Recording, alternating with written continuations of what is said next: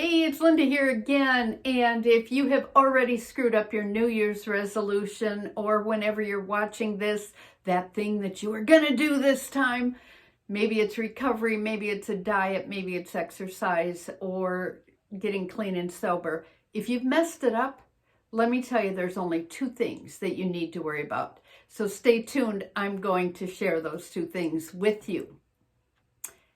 The first one is yesterday.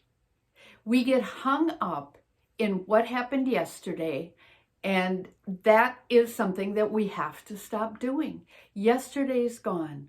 It is forever gone. There is nothing we can do to change yesterday. Our minds get stuck in the shame and the guilt of the past, and it disrupts our serenity. It disrupts our good choices.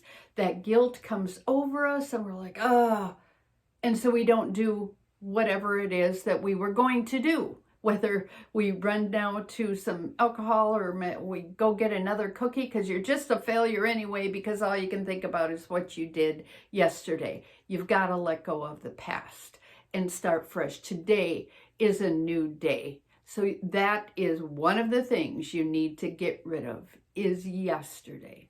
The other thing that you should not worry about, get hung up in, get hindered by, or stressed out about is tomorrow. Because tomorrow has enough worries of its own.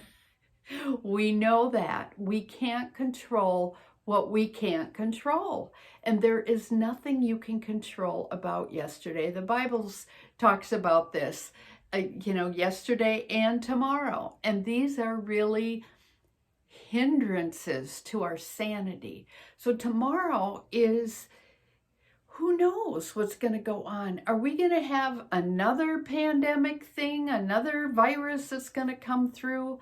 Is somebody going to get hit by a car? We just have no control. And if we sit in fear and anxiety and stress, worrying about tomorrow, we are going to ruin what? We will ruin today. And today deserves an opportunity, and the people in our lives deserve an opportunity to have our best. And our best is our presence now, today. Not stressed about yesterday and not worried about tomorrow. Now that doesn't mean that we don't have to prepare for tomorrow, or that we can just throw yesterday and not learn from yesterday and what we did and the mistakes we made. We've got to walk through this process of learning from what we've done in the past without getting caught up in the shame and guilt of it. And we have to prepare for the future without having to worry about, oh my gosh, what about this and what about this?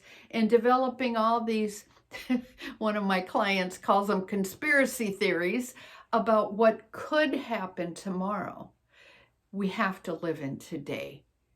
So that's my encouragement to you, that if you want to not mess up your sobriety, your goals, focus on today. Get up in the morning, do the 3 G's. If you want to know what that's all about, go to my 3 tips for curing anxiety, and that goes through the 3 G's. If you don't want to be hung up in the shame of the past, then watch my video. I'll put these links below on curing shame with fire, because there is hope for these things, not being anxious for tomorrow and not being stuck in the past. So those are my 2 things that you shouldn't worry about today. Stay in today. Do the 3 G's. Be grateful. Look at what you're good at and look at what goals you have. And then you can start fresh with a new life. That's my encouragement to you today, and you can overcome anything.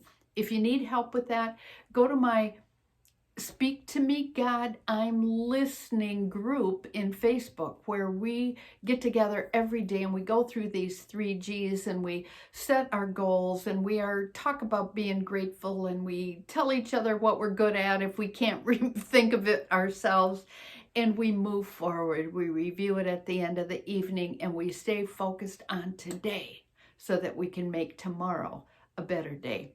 We're here for you. I'm here for you. Please check out the links below. If you want to meet with me one-on-one, I'd be glad to help you in your journey. We've got a course that could give you a whole year of trying to get a handle on these things you're struggling with alone. You can do this. God bless you. Linda Larson Schlitz here from the Faucet of Hope. Hope meaning help, opportunity, praise, and encouragement. I'll give that to you. Sign up.